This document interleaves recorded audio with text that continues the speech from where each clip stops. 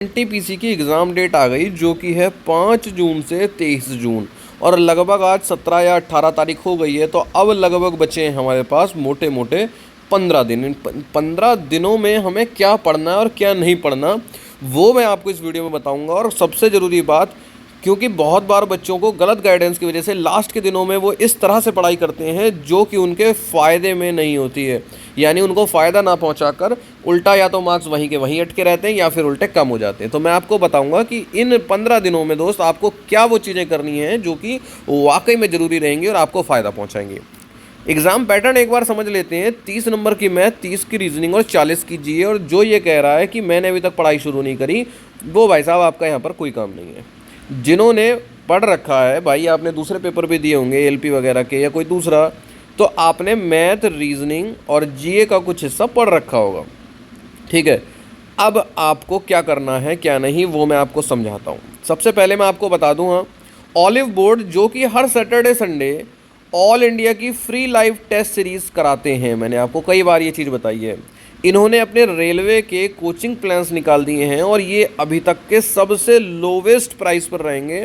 Flat 55% of मिलेगा क्योंकि इनके 25 मिलियन यूज़र हो गए हैं। इसलिए अगर आप कूपन कोड में 25M यानी 25 मिलियन का M अगर आप लगा देंगे तो इस कोड को यूज़ करते हुए आप इनकी अभी तक की सबसे बड़ी सेल का फ़ायदा उठा सकते हो। और इनके जो भी कोर्स आप खरीदेंगे आपको बहुत तगड़ा फ़ायदा मिलेगा। ये आपको फ़ायदा क्या मिलेगा? आपको लाइव क्लासेस मिलेंगे, डाउट्स मिलेंगे, वहाँ पर डाउट सेशन रहेंगे, सारा कंप्लीट कोर्स कराया जाएगा, मॉक टेस्ट मिलेंगे प्रैक्टिस के लिए, live test, shortcut tips, English medium और हिंदी मीडियम दोनों तरह की पढ़ाई होगी। ऐसा नहीं है कि आपको सिर्फ इंग्लिश में पढ़ाएंगे या फिर हिंदी में, ठीक है। और रेलवे के चाहे कोई सा भी पेपर हो, ग्रुप डी हो, एएलपी हो, जेई हो, एनटीपीसी हो, सबका मिलेगा।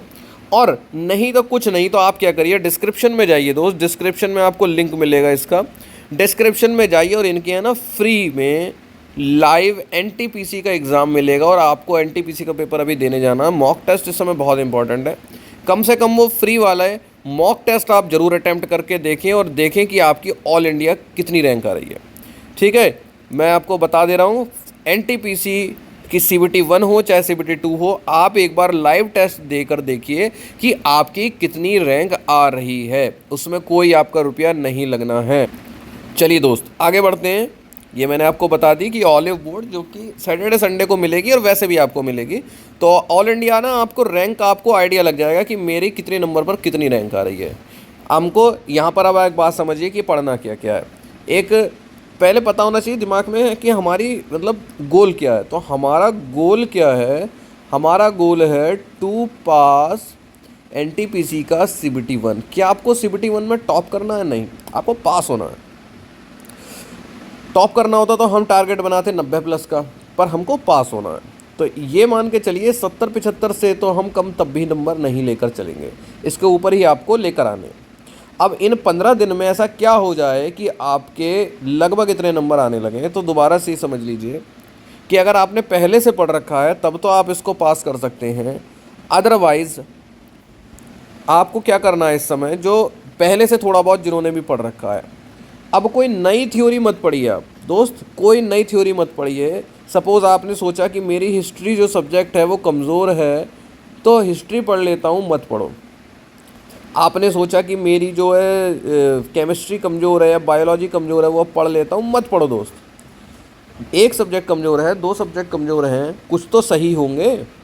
जो सब्जेक्ट सही हैं वो नहीं पर फोकस हमें करना है, कमज़ोर सब्जेक्ट की तरफ अभी हमें नज़र नहीं उठानी।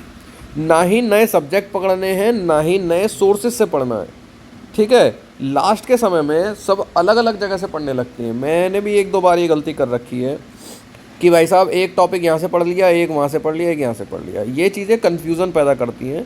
तो नए सोर्सेज से नहीं पढ़ना है दोस्त।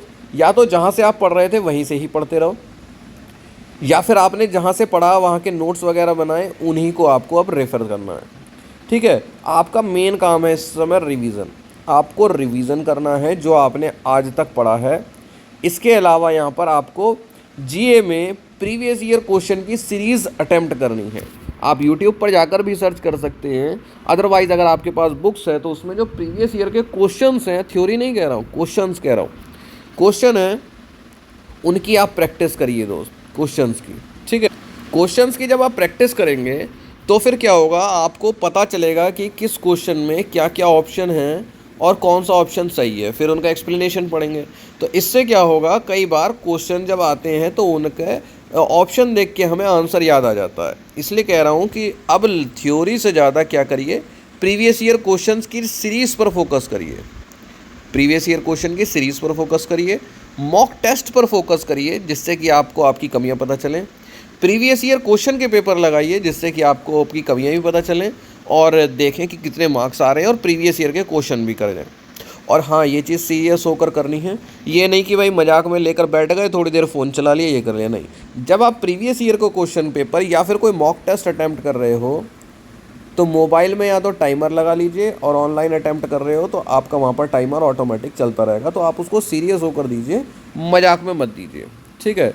अच्छा, अब बहुत से बच्चे कंफ्यूज रहेंगे कि करंट अफेयर्स, देखिए दोस्त, एनटीपीसी में करंट अफेयर्स इम्पॉर्टेंट होती है, काफ़ी ज़्यादा नंबर की आएगी, 40 में से 10-11 नंबर की करंट अफेयर आ जाएगी। तो अगर आपको 100 में से 100 नहीं 80% चाहिए तो फिर लास्ट के 6 मंथ को उठा लीजिए। 6 मंथ से पहले का अगर कोई उठाना है तो बहुत ही कोई इम्पॉर्टेंट चीज़ ही उठाना, कोई बहुत बड़ा इवेंट हुआ हो या इम्पॉर्टेंट इवेंट हुआ हो या ऐसे इवेंट हुआ हो जो 4-5 साल में एक बार होता है, उसकी चीज़ उठाना। नहीं तो आपको लास्ट के 6 मंथ के करंट अफेयर्स पर फोकस रखना है। और जो सब्जेक्ट कमज़ोर है अब उसकी तरफ आंख उठाकर नहीं देखना है, ठीक है। बस जो सब्जेक्ट या फिर टॉपिक आपको आते हैं उन्हें 2-3 बार रिवाइज़ कर लेना है, क्योंकि ये बात कही गई है एग्ज़ाम के लिए कि 10 टॉपिक को एक बार पढ़ने से अच्छा है कि एक टॉपिक को 10 बार पढ़ें, जिससे कि उससे अगर सवाल आता है तो फिर कन्फ्यूज़न ना हो। अब बच्चे क्या करते हैं, बच्चे के ज़्यादातर लोग कर लेते हैं कि 10 टॉपिक लास्ट में क्या है, पढ़े टॉपिक कंप्लीट करे पढ़ें। सबको लगता है कि कहीं मेरा कोर्स ना छूट जाए। उसके बाद क्या होता है, उसके बाद ये होता है कि जब पेपर में उन 10 टॉपिक से सवाल आता है तो आप कंफ्यूज रहते हैं कि यार ये क्या था वो क्या था, क्योंकि सीधी सी बात है, थ्योरी एक आसान चीज़ होती है, पर जब उससे कोई क्वेश्चन बनता है तो हमेशा ही उसको थोड़ा सा घुमा फिरा कर, लेवल अप कर कर, या फिर उसमें कोई अपवाद हो उसके ऊपर सवाल पूछे जाते हैं। इस वजह से अगर आपकी तैयारी कच्ची है, अधूरा ज्ञान है, तो काफ़ी ये गलती के चांस ज़्यादा बढ़ जाते हैं। जब 10 टॉपिक को एक बार पढ़ोगे ना तो आपको कुछ पढ़ा पढ़ा सा लगेगा, तो आप उस क्वेश्चन को अटैम्प्ट कर दोगे, जिस वजह से आपकी उल्टी नेगेटिव मार्किंग हो जाती है, ये कमी आ जाती है। आप जो लास्ट के 6 मंथ के करंट अफेयर्स पढ़ोगे, आपको उनकी बहुत सारी जगहों पर पीडीएफ्स भी मिल जाएंगी, या फिर यूट्यूब पर भी आपको मिल जाएगा कि अगर आप डालेंगे लास्ट 6 मंथ करंट अफेयर, एक एक वीडियो में सारी करंट अफेयर आपको कवर कर रखी होंगी, 1 घंटे 2 घंटे 3 घंटे की वीडियो में, जिसको कि आपको नोट डाउन भी कर लेना है। अब एक बार नोट डाउन कर लोगे, मान लो आपने 3-4-5 घंटे एक बार करंट अफेयर को दे ही दिए पिछले 6 महीने की, ठीक है, नोट भी कर लिया, अब उनको क्या करिए, 2-3 बार रिवाइज कर लीजिए। क्योंकि करंट अफेयर एक ऐसी चीज़ है कि अगर जब तक आप उसको अपनी आंखों के सामने से 2-3 बार नहीं गुजारेंगे, 2-3 बार नहीं पढ़ेंगे, तब तक आपकी वो पक्की नहीं होगी और आप उसको भूल जाएंगे। तो ये कुल मिलाकर दोस्त, हमें यहाँ पर क्या करना है, हमें यहाँ पर इस समय मैथ और रीजनिंग पर एक बार रिवीजन कर लेना है, यानी कि हर टॉपिक के कुछ कुछ क्वेश्चंस अटेम्प्ट कर लेने हैं। और अगर आप प्रीवियस ईयर के क्वेश्चन लगा रहे हो तो आप मैथ और रीजनिंग को स्किप कर सकते हो, क्योंकि प्रीवियस ईयर क्वेश्चंस में मैथ और रीजनिंग आपकी कवर हो रही है। आपको जो चैप्टर्स की रिवीजन करनी है या फिर उनके क्वेश्चन आंसर की रिवीजन करने हैं, जैसे कि मैंने बताया आपको कि करंट अफेयर्स में आपको पिछले 6 मंथ के करंट अफेयर लिख के फिर उनकी क्वेश्चन आंसर फिर उनके रिवीजन करना है। आपको जो मेन रिवीजन करना है वो करना है जीए का, क्योंकि इसके ज़्यादा मार्क्स का है, यहीं पर सबसे ज़्यादा नेगेटिव मार्किंग बच्चे खाते हैं, ठीक है, ज़्यादा उनसे गलतियां होती हैं, क्योंकि अधूरी नॉलेज होती है और उसमें कन्फ्यूज़न होता है, तो बच्चे अटैम्प्ट कर जाते हैं।